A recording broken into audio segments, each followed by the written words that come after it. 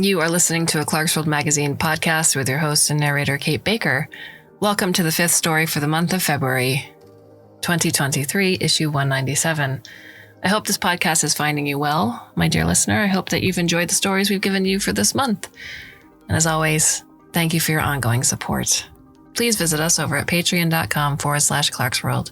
So our story is titled Introduction to 2181 Overture, 2nd edition, and is by Gu Shi, translated by Emily Jin.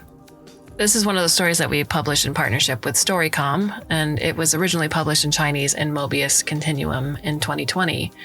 Now, Gu Shi is a speculative fiction writer and a senior urban planner. She's been working as a researcher at the China Academy of Urban Planning and Design since 2012. Her short fiction has won 2 Galaxy Awards for Chinese science fiction and 3 Chinese Nebula, or Xingyun Awards. Her first story collection, Mobius Continuum, was published in 2020. Her stories have been translated in English and published in Clarkesworld and X Prize's anthology Current Futures. Emily Jin, she, her, is a science fiction and fantasy translator, translating both from Chinese to English and the other way around. She graduated from Wellesley College in 2017, and she is currently pursuing a PhD in East Asian languages and literature at Yale University. As one of the core members of the Clarkesworld Storycom collaborative project on publishing English translations of Chinese science fiction, she has worked with various prominent Chinese FFF writers. Her most recent Chinese to English translations can be found in AI 2041, 10 Visions for Our Future, a collection of science fiction and essays co-written by Dr. Kai-Fu Li and Chen Qifeng. Scheduled to publish September 2021, and The Way Spring Arrives co-published by Tor and Storycom, the first translated female and non-binary Chinese speculative fiction anthology. Scheduled to publish April 2022. Her essays can be found in publications such as Vector and Field Guide to Contemporary Chinese Literature. So, my dear listener, I hope that you can sit back, relax, and let me tell you a story.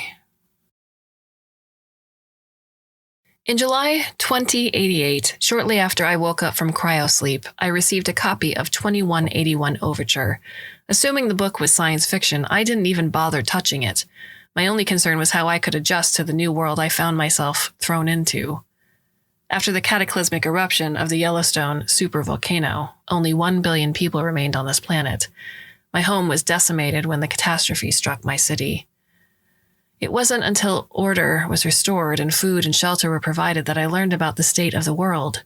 Of the 39 cryosleep cities, 15 had been destroyed as a result of nuclear reactor failure. Another 20 were torn down by rampaging mobs. Chang'an, underground city where I was located, was one of the 4 cryosleep cities that survived. I was sleepless these days. I couldn't stop thinking about the person who was beside me when we signed the cryosleep agreement together. We had promised each other that we would meet again in the future. How could I have known that we already parted ways forever? Some people would say that we knew the risk when we chose to freeze our bodies and go into hibernation. True, cryosleep was a risky decision. But it wasn't like those who were conscious had anticipated the volcanic eruption that produced the thick fog that permeated the atmosphere for decades either. This may sound like sophistry, but let me get my point across. Back in my day, though leaping across time via cryosleep was uncommon, the technology was nowhere near dangerous. The preface to 2181 Overture gives a detailed account of cryosleep.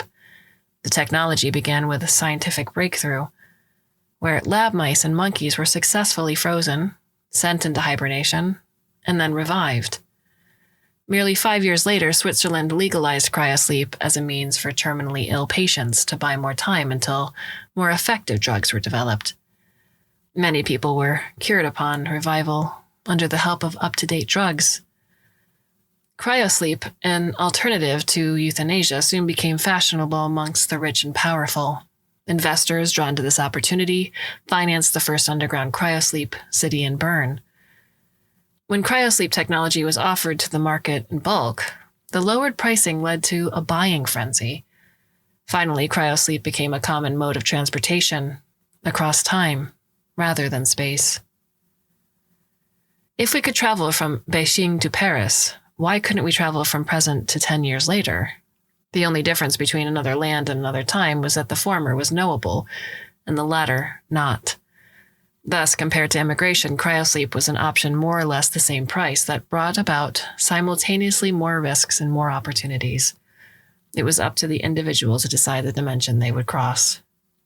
It's incredible that 3 mere decades were enough for the revolution that reshaped the human perception of life, death, and time.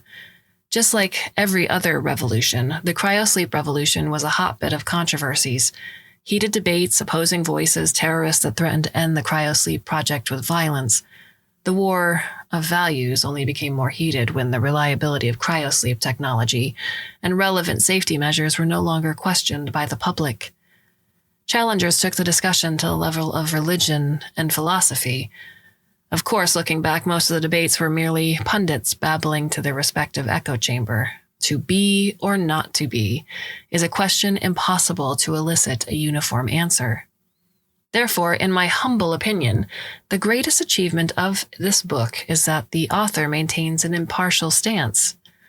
Industriously tracking the topic of cryosleep through a series of interviews conducted over an extended period, she pinpoints the most crucial figures who had altered the course of history and the most exceptional and thought-provoking case studies. Then she delivers the information and her analysis to her readers with a voice that's objective and calm. The main body of the book is organized in the chronological order of interviews. The first chapter, The Limits of Free Will, was written in 2033. Shortly after, Eve, the first terminally ill patient to have received cryosleep treatment, was revived. Inspired by Eve, numerous people started to advocate for opening up cryosleep technology to all, pushing the boundaries of law a step further. The question of whether one could choose to hibernate without necessarily being ill emerged in the spotlight. The first chapter documents various conversations between Li Jixuan, the first self-proclaimed healthy individual, to request a pod at Bern Underground City, and Cheng Yinyo, a member of the Cryosleep Law Legislative Research Committee. Many of the questions they pondered upon indeed remain relevant in our current time. Prior to the publication of 2181 Overture, every article that featured Li Jixuan emphasized the death of Li's grandmother from cancer. Her parents worked abroad, and she was raised as a staying-behind child by her grandparents. In 2024, her grandmother was diagnosed with nasopharyngeal cancer. Li, a middle school student at the time, upon hearing upon the success of animal cryosleep experiments, came up with the idea of enrolling her grandmother in a human cryosleep experiment. At the time, cryosleep was not yet legalized in China, so Li wrote an open, long letter and posted it to her Weibo account, calling for help from the public. Her letter did win her some sympathy, but most of the netizens who engaged responded with scrutiny, scorn, and humiliation. Ultimately, her grandmother passed away. 9 years later, she sold her apartment in Shenzhen in exchange for enough money to go to Bern and pay for the cryosleep pod deposit. Most people considered her decision reckless, that she was performing an act of spite with her own life. However, instead of passing the same judgment, the author of 2181 Overture chose to highlight a scarcely mentioned part of Li's story. People want to locate some kind of origin story for my decision to go into cryosleep. They want me to be the emotionally unstable child who can't get over her grandmother's death. Of course, I won't say that my grandmother's death has nothing to do with my decision, but I think it's more of an inspiration than a sole cause. It made me realize that a technology like this, a choice like this, existed. And that's why I went to medical school to specialize in cryosleep. During my internship in Switzerland, I witnessed the revival of Eve and her subsequent recovery with my own eyes. If someone like her, whose life hung on a thread, could wake up safely, then certainly someone like me can pull through. The first thing that the admin at Bern Underground City wanted to confirm when I went to them to request a cryosleep pod was that I was a rational, calm human being, and that I was able to take full responsibility for my decision. See, what's most ludicrous about the media and public opinion is that they refused to see that I was sane, They didn't believe in science nor the judgment of my psychiatrist. They only wanted to believe in what they already thought and wanted to find a reason for my decision based on that. Well, sure, they can believe in whatever they want, but just watch it. In 30 years, no, make it 10. None of this will be a problem anymore. My vision of the future simply surpasses theirs. Born human, it is our freedom to choose where to live and which era to live in. Li Zhixuan's words and actions were a great source of inspiration for Zheng Yunyo. At the time, Zheng had already begun working hard toward the establishment of cryosleep law in China. Bear in mind that the first animal cryosleep experiments were actually carried out in China. However, due to legal reasons, China was cautious with approving human cryosleep. Various specialists worried that they would lose their grasp on the future if they weren't up to date with cryosleep technology, proposed that legislative work regarding cryosleep must take place immediately. Zheng had been serving as a researcher for the Cryosleep Law Committee since she graduated from college. Our work done in the past was focused on trying to define, from a legal standpoint, whether cryosleep was a kind of medical treatment or a form of euthanasia. After all, the hibernating individual does, to some extent, disappear from the present, since the person in cryosleep is, in a sense, dead for the duration. It follows then that they lose their political rights for that time. However, the case of Li Zhixuan makes us realize that a law adapted to the era we live in may not necessarily be about to what extent does one have to be ill in order to be approved for cryosleep, but rather who, signing what terms, can go into cryosleep. If we expand the boundary of cryosleep law to include all individuals, then the rights that law covers are going to be way too broad. I'll give you some examples. Does the hibernating individual retain rights to property? Is their marriage status still valid? Does their duty of child support continue to apply? Can they inherit an estate? Under what circumstances could others, the country, organizations, other individuals enforce their revival? There are so many issues. With these questions in mind, Zheng reached out to Li, for Li was a case study that she desperately needed. She was an only child, well off, married with a daughter, and her parents were still alive. Zheng was involved in the entire series of preparation that led up to Li's departure from China and subsequently the era she was born in. Filing for divorce, relinquishing custody of her child, turning a portion of her property over to an insurance company so that she could pay for child support with the earnings, having her parents renounce her legal duty to support them. The preparation was exceedingly complex and tedious, but the matters that came up in the process served as crucial pillars to the cryosleep law. Li is remembered by the famous line she uttered the second she signed the last piece of her legal documents. "I finally break the shackles of time. I am free." However, the author of 2181 Overture chooses to end her chapter with Li's daughter, who was barely 3 years old at the time. She describes from the perspective of Zheng. In the courtroom, the young girl remains quiet. She keeps her gaze fixed on her mother. I can read in her eyes that she knows what is going to happen. All of a sudden, I realize what those agreements that I had helped Li Zhixuan sign meant. Freedom comes with a price. Freedom for an adult means that their family is shouldering their burdens. That's unfair. The only reason why her family had agreed to sign those papers for her is because they loved her. They couldn't say no to her.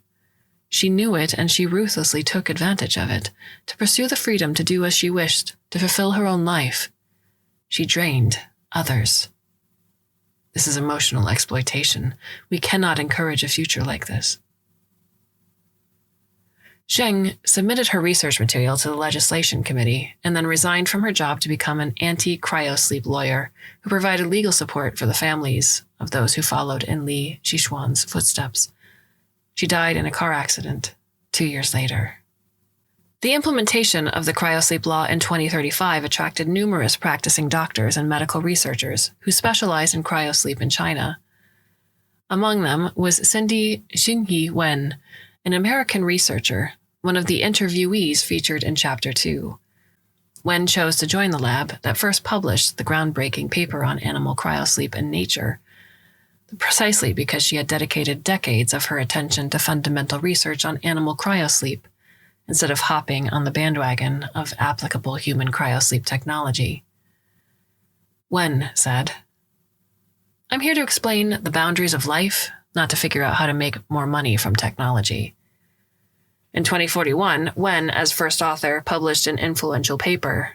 The paper proposes an important rule of cryosleep technology based on the analysis of data yielded from a myriad of experiments. Cryosleep can't put an end to aging. It can only delay the process. The maximum lifespan that animals could achieve via cryosleep is about twice their natural lifespan. Chapter 2 of 2181 Overture is titled Route 4.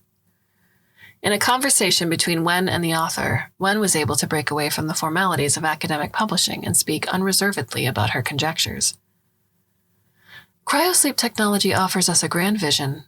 Time no longer defines the boundaries of life, and we can reach futures that are indefinitely far away. However, in the language of science, every vision is a hypothesis that needs proof. My research indicates that even with the aid of cryosleep, the total span of time that an organism can leap across remains limited. Think about how refrigerated food can still spoil and rot. But where exactly does the limit to time fall? To me, this is a fascinating proposition. At the beginning of cryosleep technology, someone had already proposed a similar conjecture from the perspective of space-time dimensions. In a one-dimensional world, when we travel along the sides of a unit square to reach an opposite corner, the distance is 2. Meanwhile, in a two-dimensional world, that enables the concept of plane. We can move diagonally across the plane of the square, thus reducing the distance to root 2. The three-dimensional world operates under a similar rule. With a unit cube, the distance from one vertex to the opposite one becomes root 3. Then, when we expand this model to include the dimension of time, the fourth dimension, what will the distance be? With a finite lifespan, how much further can we travel in a dimension via cryosleep? We performed a series of animal cryosleep experiments to find out. So far, the results have been surprisingly close to what I call the root 4 conjuncture. We discovered that though there was no correlation between the aging speed of an organism and the number of times it had been through cryosleep, once the total length of its life reached twice its typical lifespan, death was an inevitable outcome. We've tried to extend cryosleep to 3 or more times the animal subject's usual lifespan, but were astonished to discover that once it exceeded its destined endpoint, after being revived, it would invariably display signs of cancer and quickly die. As of now, we have no explanation for this phenomenon. After all, in the world of science, the case is often that the more we know, the more we realize that there is so much that we don't know. Of course, these conclusions are not enough for us to deduce a four-dimensional time-space model of life. It can very well be because the cryosleep technology we're currently using is not advanced enough. Perhaps the next generation of cryosleep technology can upgrade function refrigerate to function freeze. That way, we can find true immortality in infinite futures. Given the average lifespan of humans, it would take another century to prove the root 4 conjecture. Wen's findings were extremely critical to the development of human cryosleep, as it provided the estimation of a limit. Legal provisions, protocols, insurance contracts, even the design of deep space exploration spacecrafts were impacted by the possibility that the extra time brought forth by cryosleep wasn't inexhaustible. The second interview in Route 4 is Lu Qing, an astrosociologist whose expertise played a role in the development of the first deep space exploration spacecraft. NUA will be the first human deep space exploration spacecraft. Its mission is to send 2,000 astronauts to the faraway three-body galaxy. As per our original plan, the entire crew will go into cryosleep aboard the spaceship for 900 years and revive just before reaching their destination.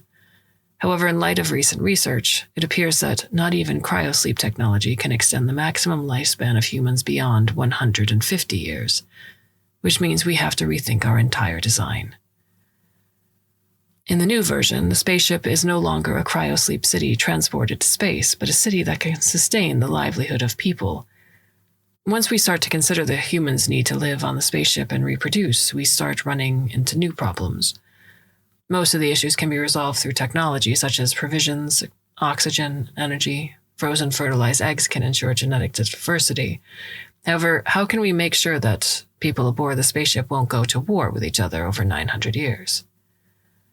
We can't find a single precedent in recorded human history. Therefore, it is impossible for us to conjure a convincing social model for the spaceship community. I have failed to deliver my project. At the closing meeting, one of the experts mentions that this is a dilemma that only science fiction writers can work out. Interestingly enough, the project did end up taking the advice of a science fiction writer. Before the publication of the book, the author added to Function 4 an interview with writer Gu Shi. If we define war on a spaceship as large-scale armed conflicts between people or a deliberate sabotage on the ecosystem carried out by an individual using weapons stored on the ship, then the easiest way to eliminate such wars is to allow only women on board. The reproductive technology required is also relatively simple. Freeze sperm and use genetic technology to screen the sex of fertilized eggs. Only when the spaceship is about to reach its destination should the crew start giving birth to boys. Nuhua had departed in 2049, exactly 40 years ago, and they are already into the third generation of deep space babies. Their latest update came on the news yesterday. All is well. Of the 5 chapters included in 2181 Preclude, the most famous one is undoubtedly Chapter 3, 2048, The Final Choice Before Dawn. 2048 was the 14th effective year since Burn Underground's city inauguration. The city had run out of available cryosleep pods long ago. 30% of the first batch of people who went into cryosleep here had already woken up. Most of those who were terminally ill, revived when new drugs were available, were successfully cured. Those who did not pursue cryosleep for health reasons had their share of benefits too. For one, they appeared much younger and energetic than the people the same age. Moreover, before they carried through with cryosleep, they had exchanged most of their assets for gold, which was stored away in safety deposit boxes in the Bahamas. As a lucky coincidence, they eluded the global finance crisis that occurred in the early 2040s. For investors, their confidence in cryosleep technology was greatly boosted by those success stories. Thus, 10 more underground cities were simultaneously undergoing construction around the world. 2048 was the year preceding the official inauguration of those underground cities. Time emigration ads flooded the billboards, looking to go somewhere far away. Why not? The future. The Final Choice Before Dawn had materialized out of the worldwide fervor for time immigration. The chapter cast the spotlight on Tang Zhu, chief writer and founder of Major Focal Point, who first proposed the concept of time stock. Tang Zhu was born into a wealthy family. She emigrated to Canada with her husband and children later in adulthood. However, during the 40s financial crisis, her family went bankrupt, and her parents soon passed away in grief. Following her parents' death, Tang moved back to China to establish Major Focal Point, an independent media site that strived to change the world with concepts. But her undertaking was hardly a success until 2048, when she emerged to the center stage of TED and various prominent cryosleep forums with her time stock. Are you satisfied with living on as a pawn of time, drawing every single breath at its mercy? Or would you rather make time a pawn to conquer destiny? This is our final chance to make a choice before dawn. Once time crosses into the future, it will forever leave behind those who remain in the past. Quoted above with Tang Zhu's signature closing remark, she was evidently quite an outstanding public speaker with a lively mind. She was very well spoken compared to the other interviewees in the book.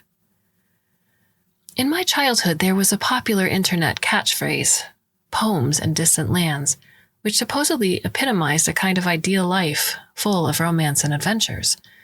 It came to my mind at once when I first heard about cryosleep. Now, the implication of the word distant is no longer only spatial but also temporal. Such a fundamental change in cognition, which radically altered the human perception of the world, gave rise to a myriad of new concepts, such as time migration. But time migration sounds like it's designed for losers, doesn't it? One can always choose to regret their choice and make a U-turn after immigrating to a different country. Time, however, is unidirectional. There is no return once you head down the linear path to the future. Doesn't it sound like time immigrants are seeking for refuge in the future because they're running away from the failures of their present reality? If we try to sell cryosleep with a concept like this one, not only will we end up with a limited customer base, but we also risk linking cryosleep to defeatism. A concept endowed with the vigor to last long must deliver an uplifting message. That's why we are suggesting a novel way to think about cryosleep. Time stock. We all understand that the human lifespan can reach 150 years. The waking period outside of cryosleep, during which we can work, is less than 80 years. Now that we're on the same page, the next important thing is planning. How should we live our life? When should we hibernate and revive? Think about the economic cycle.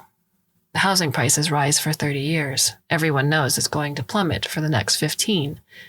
What do? We sell, exchange assets for gold, hibernate in accordance with the economic cycle, revive once 15 years have passed, and buy in when housing prices hit rock bottom. The same goes for stocks. When the general trends are massive surges, slow to fall, short sell your stocks and hibernate, skip the trough. If your investment only starts giving returns in 5 years, then travel directly to 5 years later. Why wait? What's the most valuable thing in life? It's time. Think about the first countries to do transoceanic trade. They ended up ruling the world for centuries. Now, it's the chance to do time trade. It's our era's age of exploration. However, as the originator of time stock, Tang Xu did not, in fact, choose to go into cryosleep in 2049, nor did she join the underground cities that came after. Instead, she founded Time Stock, an insurance company that managed the properties of cryosleepers. She emerged as one of the wealthiest businesswomen of her generation. In a conversation, she admitted to the author, "Concepts are for other people. True value lies behind the concept. As long as I can get other people to believe in Time Stock, they'll hand me their money." This quote, which appears as the concluding lines of Chapter 3, drew the attention of the film industry sharks at Hongdian World Studios. Based on Tang Xu's story, they shot the movie The Concept Dealer and subsequently seized the Academy Award for Best Picture that year. After the film was released, it was simultaneously the trigger for a surge in criticism of Tang Xu and a most conspicuous advertisement for Time Stock, which ended up dominating the property insurance market of cryosleepers in every way. On the film, Tang Xu had this to say: "It doesn't matter how a concept is born and what intention to profit underlies it. The key is this: the fact that people are willing to accept a concept by paying for it proves that we need the concept." Tang Xu passed away in 2084 at the age of 75 after the eruption of the Yellowstone supervolcano. Following the widespread application of cryosleep technology to everyday life, anticipations for the future began to increase in variety. Scholars have attributed the economic boom of the 2050s and 60s to the abundance of new lifestyles that cryosleep has given rise to. The Everchange, a phenomenal popular science book, gave a comprehensive account of novel inventions born during the time, from time psychology courses that supposedly aided one in managing their life to the frozen in time beauty care routines that salons and spas pass out. The suspense blockbuster series Hypertime Pursuit, which was set against the backdrop of cryosleep technology, broke box office records with every new release. However, despite the flourishing cryosleep industry, the author chooses to dedicate Chapter 4 to those who were neglected, the people who preserved their old self and refused to cheat time, the people who fought tooth and nail, and yet were still abandoned by the wheel of history that turned at a blinding pace. The voices of those people comprise Chapter 4, titled The Leftovers. I don't understand what they're doing. Every media source and every link I could click on says that cryosleep is a choice for the superior. In contrast, Those who choose to live in the present are the leftovers. Even so-called time management has become a skill that every normal person must acquire. I just don't understand. My life is fine. I'm happy living in the present. Why would I hibernate? Why on earth would I want to go through the trouble of speeding things up? Mi Mo, aged 29 at the time, posted to NeuroWeb after her twin sister, Mei Hui, went into cryosleep. She received over 1 million reposts in the span of 24 hours, and a viral hashtag was born in tribute to her post.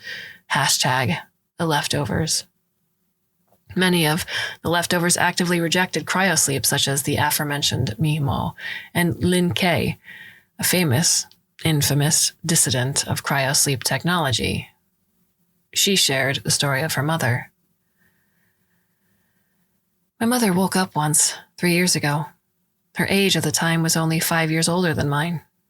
At first, she went into a frenzy of tech hype, splurging until she almost drained decades of interest from her insurance. Her brain connected to NeuroCore, her eyes taken care of by VizRealm. She finally made that trip to the moon. Who could have predicted that in half a year's time she told me that she was disappointed?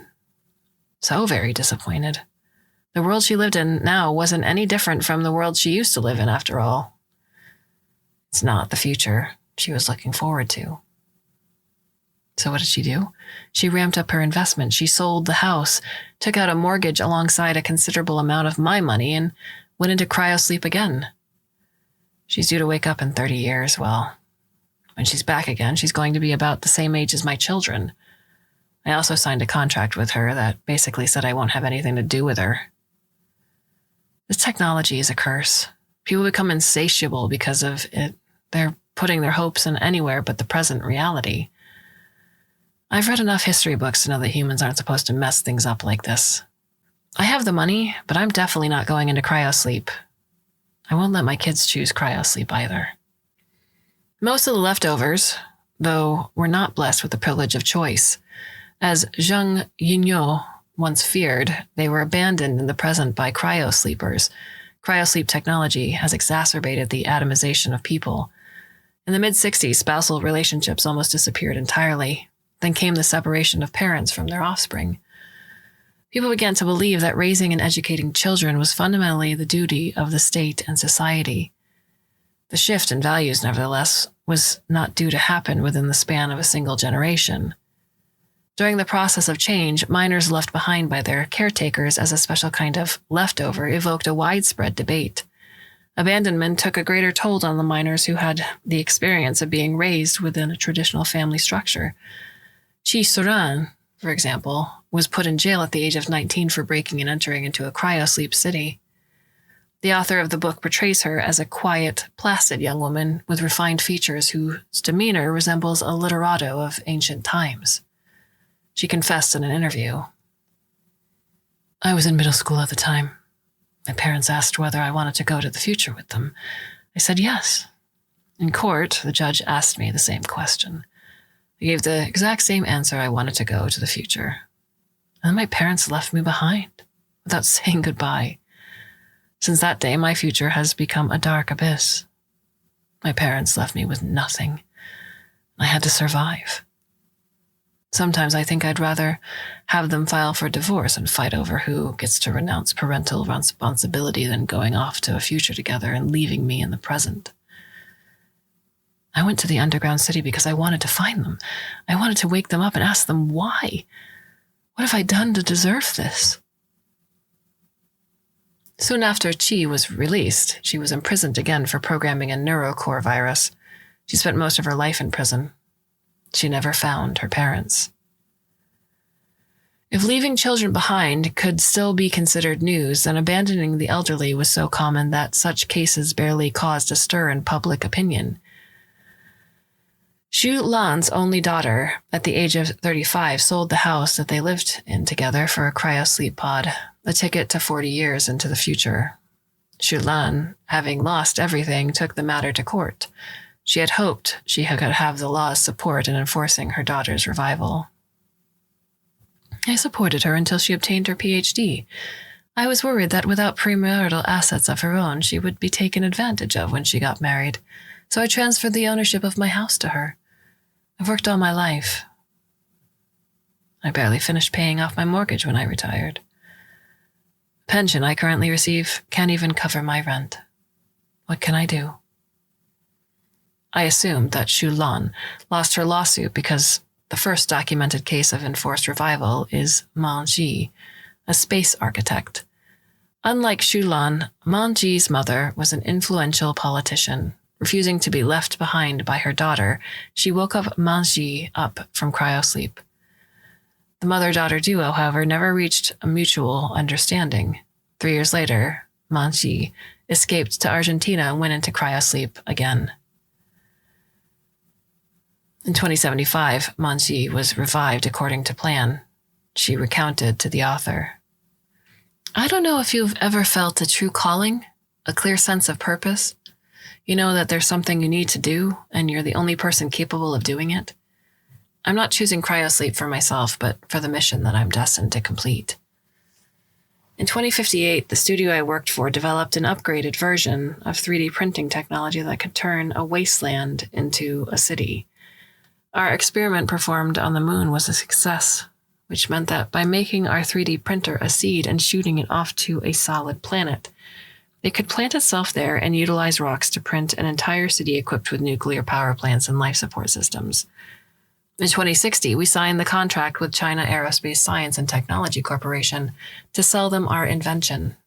That was when I found out it would take at least another 15 years for my seed to sprout on Mars and Titan. 15 years. How many 15 years can a person work in their lifetime? Isn't the whole purpose of cryosleep technology to allow those who can change the course of history to witness their dreams come true? Many people say I'm wrong. It's they who are wrong. Sacrifice always comes hand in hand with progress. What is money for if we can't exchange it to the most valuable commodity? Time. Sure, it may sound cruel, but the lives of most people are worthless. I will progress. I won't look back at the leftovers. In 2079, Man Ji boarded the interplanetary immigration spaceship, Gu Shi, that was due for Titan, successfully evading the catastrophe that overtook Earth. She reached her destination in October 2087 and was appointed as Titan's chief architect. 2 years after Gu Shi departed, Xinghui and Penghu were launched in succession. Together, the 3 interstellar immigration spaceships carried 100,000 passengers that would become the first inhabitants of Titan. The seeds planted by Man Ji's team were expected to complete the printing of Titan City's main infrastructures in 2081, which meant that when the 3 spaceships reached Titan in 2087, one after the other, the space in which the people would set up home would have mostly taken shape. However, how those occupants would get around, live their lives, and build a brand new version of human society was full of unknowns and possibilities. In 2081, the Extraterrestrial Exploration Association, or EEA, conducted a unique study. They uploaded the neurocore information of every passenger aboard the 3 spaceships onto a quantum cloud. Neurocore not only documented health stats and career profiles of an individual, but also what they have seen, heard, said, and done since birth. It was a virtual replica of human consciousness. With the data, quantum cloud computation could simulate the behavioral patterns of new Titanians in varying natural environments, social systems, economic circumstances, and emotional atmospheres. That is, it was possible to calculate the future of a person, a city, or even a planet within a given model. Designing the model was the core of the problem. Thus, the EEA shared the new Titanians' information stored in the quantum cloud with 10 institutions around the world and invited them to design plausible models that envisioned what Titan and Titan City would become in the next century, based on local spatial and environmental features. Each of the 10 institutions selected a different theme, ranging from Titan's role in the solar system development and galactic deep space exploration, to how the view of Saturn during the night, as well as artificial scenery, might affect an individual's mental health. One of these research topics, life cycle planning for Titanians, was centered on cryosleep institutional design. The author, of 2181 Overture was invited to join the research group. Her personal experience materialized into the final chapter of the book, 2181 Overture. The night I received the invitation, I am in a hospital in Houston. Someone is holding an open-air concert in Highland Park, playing Tchaikovsky's 1812 Overture. The words before my eyes and the music reverberating in my ears entwine into a new symphony that comes from the far reaches of space and time. A firm chord progression, then the resounding cello, and the thunderous snare drum. A city growing by leaps and bounds against the backdrop of the vast uncharted terra firma of Titan. The violin chimes in with a vibrato, painting magnificent rings of Saturn on a cold gray canopy. The concert band joins, enriching the composition with flute, oboe, and French horn hark. It's humanity, passing down courage and hope from generation to generation. The cannons roar, their lives ignite in a sea of stars, lighting up the other shore where our future lies. Having written the opening with a fervor rarely seen in the rest of the book, the author quickly reverts to her usual calm and composed voice. She documents the research that she had conducted together with He Xing, the time management specialist, and her student assistants. Institutionalizing cryosleep was initially proposed during the planning stage of the deep space exploration spaceship Nuwa. Ultimately, the team forewent this option due to the Route 4 conjecture, as cryosleep supposedly has a lifespan limit. Similar to a deep space vehicle, the extraterrestrial planet also brings about extreme conditions in which humans will have to live. We believe that appropriate government intervention that can plan and guide the cryosleep process of every new Titanian will exert a positive effect on the development of Titan. Of course, so far, no regime on Earth, the Moon, or Mars has enforced obligatory cryosleep. At most, cryosleep bans have been imposed on certain individuals, in the same vein as international travel bans. Therefore, the study that He Xing's team is conducting offers an important innovative perspective. The primary goal of institutionalizing cryosleep is to ensure the efficiency of production. Take nuclear fusion power plants as an example. During the construction and test run of a tokamak, obviously the engineers would need to stay awake. Once the power plant is up and running stably, only a few people are needed to do routine maintenance, and the rest of the crew can go into cryosleep. When resources are tight, people hibernate to save food, oxygen, drinking water. When it's time to boost development, people revive to serve the society more efficiently with their respective professional skills, so that new inhabited planet can develop as fast as possible and gain a competitive advantage. However, when new Titanian's data was input into the institutionalized cryosleep model, built upon the foundation of logic and reasoning, something strange happened. No matter how the researchers adjusted the parameters and mechanism, they were unable to persuade the simulated Titanians in the quantum cloud to participate in cryosleep, according to plan. Those virtual organisms risked their lives to resist institutionalized cryosleep. No one was willing to go gentle into that good night. According to the author, if there aren't enough resources to begin with, then people will be even more reluctant to believe that society will proceed with waking up the cryosleepers, since a newly revived individual means another mouth to feed. Cryosleep equals death is a tenet that people live by in a simulated future.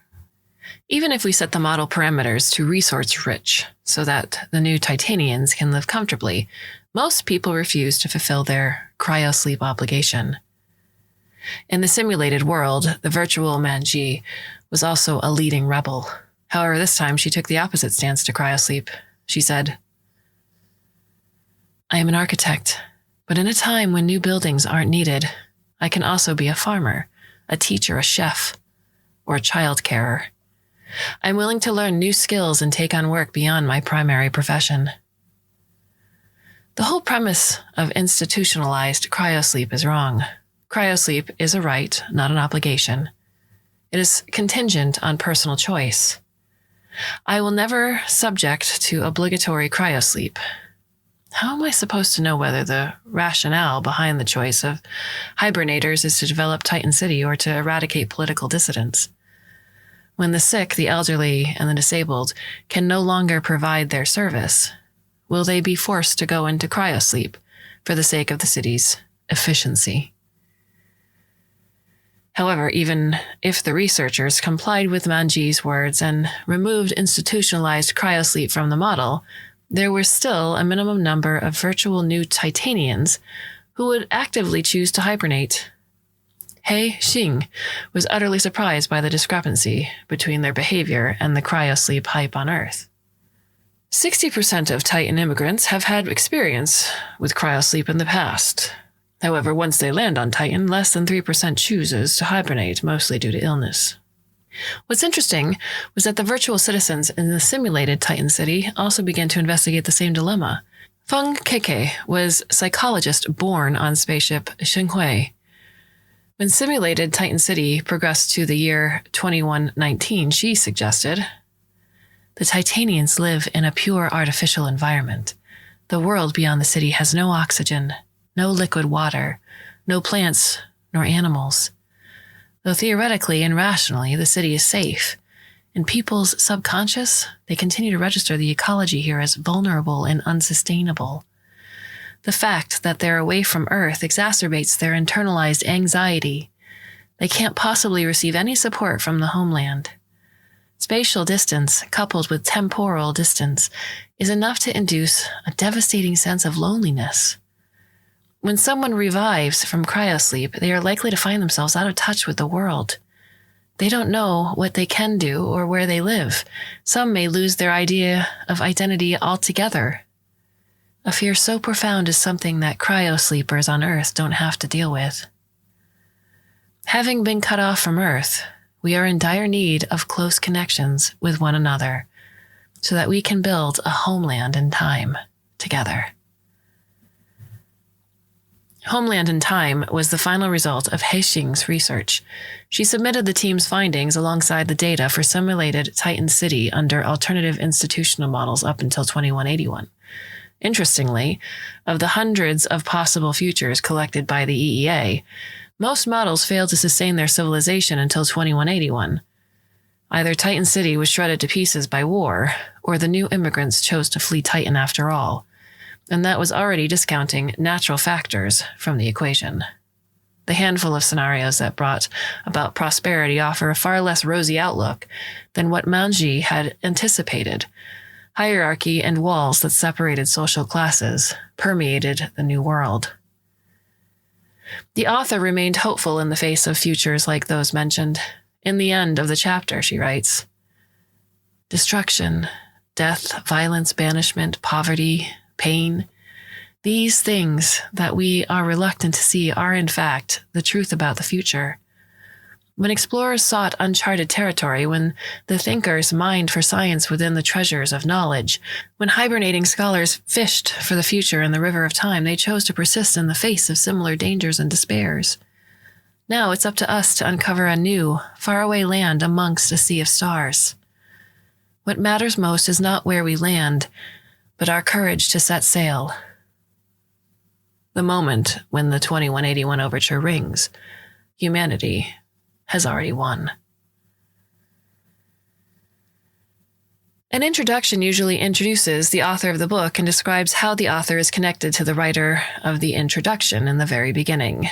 The reason I'm leaving this part until the end is because I don't want the author's life story and the relationship between us to overshadow her brilliant, illuminating work. Feng Miao, the author of 2181 Overture, is my daughter. She was born in January 2009. In the language of her generation, she is a stubborn Capricorn. When Zhao Miao was 14, I published a research article. Cryosleep induced by freezing can extend the lifespan of mice by activating the cryosleep signaling pathway. Media simplified this groundbreaking discovery in biology to a simple word, cryosleep, and all of us adopted this new term that was shorter and more commonplace in no time. Some reports, neglecting the other major contributors to the article, coined me as the mother of cryosleep. Though I didn't dare bolster my ego with the name, I never could have expected that such an exaggerated praise would eventually bring me a surprise opportunity. Though everyone who worked in cryosleep knew that the ultimate application of our research is human cryosleep, we were prohibited from performing experiments on human subjects. Lab rats, pigs, monkeys. In the span of a year, researchers from all over the world worked expeditiously to replicate our experiment and refine the methodology. In 2024, I received an offer from a hospital in Bern, Switzerland, inviting me to join their team in exploring medical applications of cryosleep technology. They mentioned, in addition, that Switzerland is currently in the process of revising its laws regarding euthanasia so that terminally ill patients could participate in cryosleep experiments of their own will. I must admit, in the moment I felt kind of true calling that Manji had described. I found myself starting to believe that my life's mission was to make the critical breakthrough in cryosleep technology, to bring light to humans fighting for everlastingness. I responded, unhesitating, "It's my great honor and pleasure to join your team," before I realized that my daughter, Feng Miao, was about to take her high school entry exams that year. I knew she needed me, but I also needed to go to Bern. In a heart-to-heart conversation with Xiao Miao, I explained to her, for the first time, when I was researching the significance of the results. She responded calmly, "Your work is important, Mom. Go for it. Don't worry about me." After winning the support from my husband and parents, I packed my luggage, ready to embark on the journey. Xiao Miao and her father came to send me off at the airport. She waved at me, attempting to squeeze out a smile, but her lips were pulled into a tense line. She remained silent throughout. Barely able to look at her, I hugged her hurriedly and fled. I have reasons to believe that when she wrote about the look in the eyes of Li Zhishuan's daughter and the words of Zheng Yinyo, she was remembering the moment of my departure. The only reason she had agreed for me to leave was because she loved me and couldn't say no to me. In the following years, the times I spent at home was less than a month per year. Of course, during school breaks, Xiao Miao would visit me in Bern. In 2028, she started college in Hangzhou. She sent me a message months into her first semester saying that she had been coughing since the summer. Thinking that she was merely unadapted to her new environment, I told her to go see an internist. When I saw her in Switzerland during winter break, she could hardly finish a sentence without clamping her hand over her mouth to cough. I arranged a medical checkup for her. I hadn't realized the gravity of the issue when I received a call from the doctor at the lab. The doctor said that Xiao Miao needed a CAT scan, and I should be there to accompany her. "It's only a cough," I asked. "Why does she need a CT scan?" The doctor responded, "You must come." The results indicated that Xiao Miao had advanced stage lung cancer. She was only 20 years old. We tried everything we could. Immunotherapy had won us some time, but it soon lost its effectiveness. Friends back home suggested that we seek treatment in Houston, yet I was well aware that the medical care she had been receiving in Switzerland was already world-class. Every afternoon at 4 p.m., the doctor would arrive at the ward to announce that there were no cures for her condition, word by word, proclaiming her death. I could sense Xiao Miao's resignedness, though she never said a word about it. She had high hopes for her future. Who could have predicted that such a tragedy would befall her? In the short decades of her life, she only had the chance to bury herself in books, but she was never given the opportunity to express, pursue, and accomplish. How could she not regret the millions of futures unlived? She once joked to me, "Mom, when somebody writes your biography, I'll be the footnote to your great life." But then she added, "It's strange, isn't it? When people try to define a woman, they automatically judge her by the men in her life and children." I smiled. My intuitive, considerate, and infinitely sweet daughter. She was worried for me even in the final days of her life. She said, "Look at how successful women scientists are described. All that people care about is her romantic gossip, her less than perfect family, and her lack of care for her children.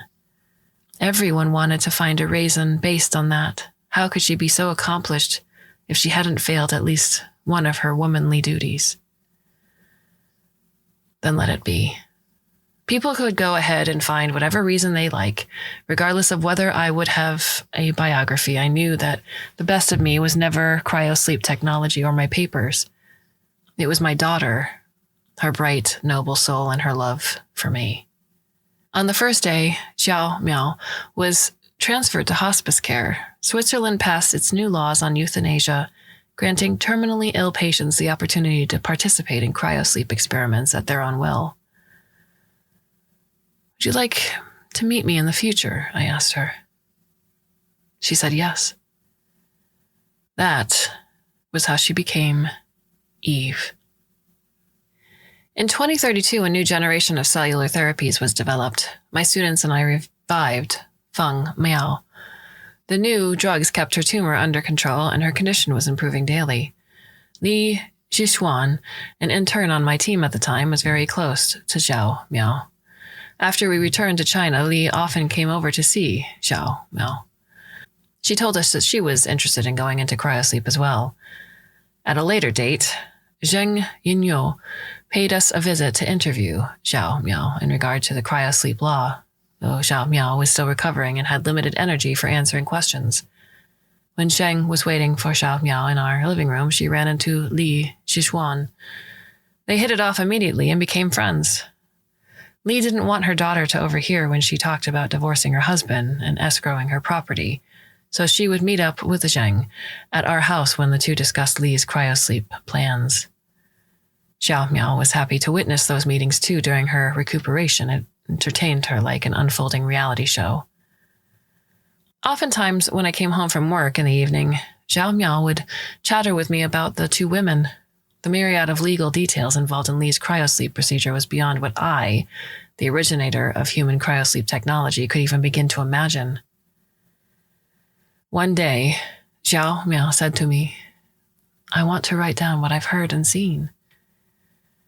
For a long while, I was drenched in regret for not stopping her at the time. Writing is a mentally taxing activity.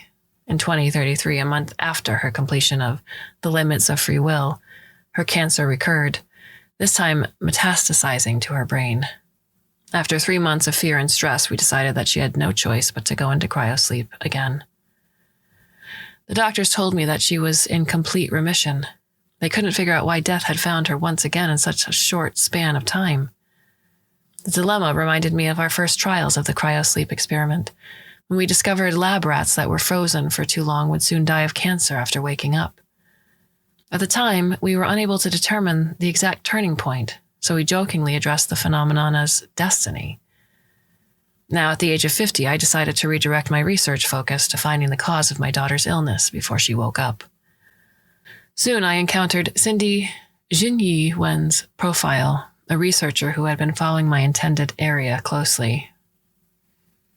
In an email, I invited Wen to join my lab in China. She gladly agreed with the offer. The same year, our co-authored paper was published. A gene therapy for Feng Miao's brain cancer came out. My daughter, once again awoken from the cradle of death, began a new round of treatment. This time around, both Wen and I suspected that though Xiao Miao's lifespan had not yet reached the limit of human life expectancy, she had nevertheless used up most of her distant time. Any kind of treatment would simply be an overture to more agony. We mentioned none of this to Xiao Miao, though. I even encouraged her to write Route 4, hoping that she could gain as much fulfillment and happiness as possible during her remaining days. I watched her as she discussed the most cutting-edge ideas and research with Wen, struggling to converse with a mixture of Chinese and English. Language did not restrain the connection between them. The more they talked, the more enthusiastic they grew. Wen said to me that she had great fun talking to Xiao Miao, as many of the questions she raised were right on point.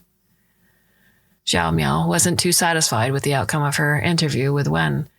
She thought that she had merely documented superficial explanations of scientific research, and the interview lacked a backstory. Fortunately, I was working at the forefront of cryosleep, and I had access to all the latest tea.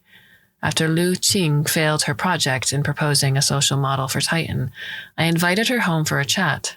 She opened Xiao Miao's eyes to a whole new world.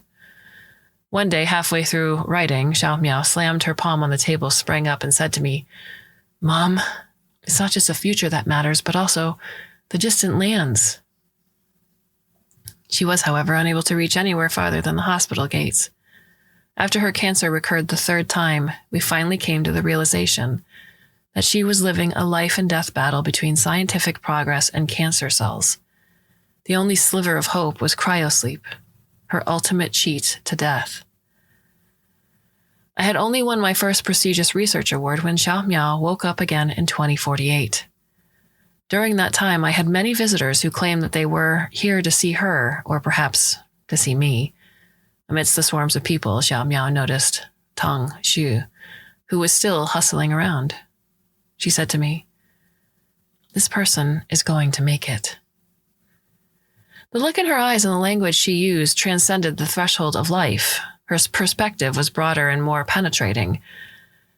She made the right bet. Her article was a major driving force behind Tang Xu's eventual fame and fortune, though she didn't get to see the concept dealer when it premiered. As for me, I don't want to describe the pain she had been through with osteosarcoma. Gazing at her face as she slept calmly, I felt that cryosleep technology was perhaps a curse on me after all. If I hadn't opened Pandora's box, I wouldn't have had to suffer the torture of finding hope and then losing it again and again. By this time, I was too old to wait for her. I had to go into cryosleep as well. I entrusted all family affairs to Tang Xu's insurance company and asked them to revive us both when new progress was made in cancer treatment. We woke up twice, respectively, in 2056 and 2068. Yet every time before Xiao Miao had to hibernate again, she only had the chance to document some fragments of what was happening around her.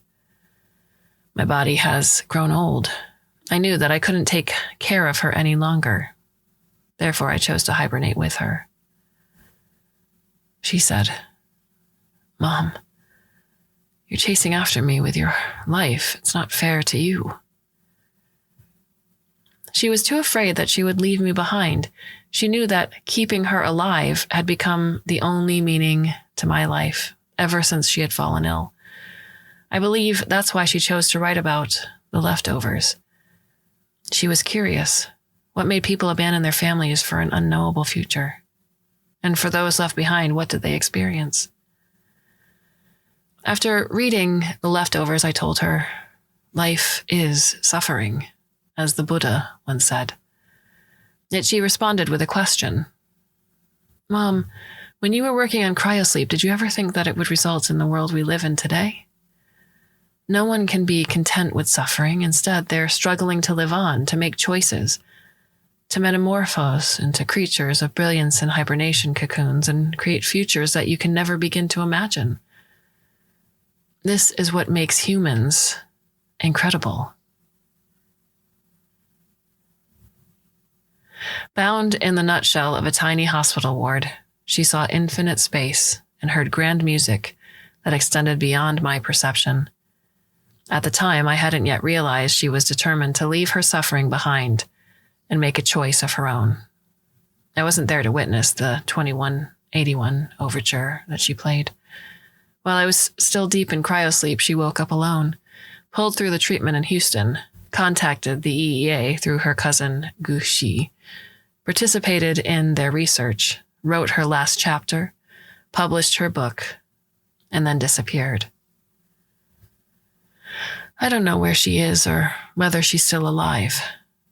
I've been looking everywhere for her since my revival, though deep down in my heart I know that I have parted ways with her forever. The morning when the sun ripped through the thick gray fog and showered earth with its grace, I turned around and saw this book tucked next to my pillow. I flipped to the title page. I saw her name. She's here. She's in the book, in my palms, in my heart.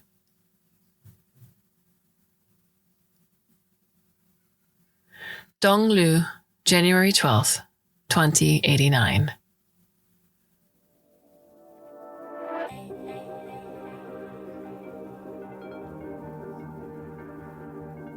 Thank you for coming along on another Clarkesworld story. We can't thank you enough for your ongoing support. We have a few more stories left for you for the month of February, and onward to March we go. So until then, my dear listener, I bid you a very fond and hopefully very temporary farewell.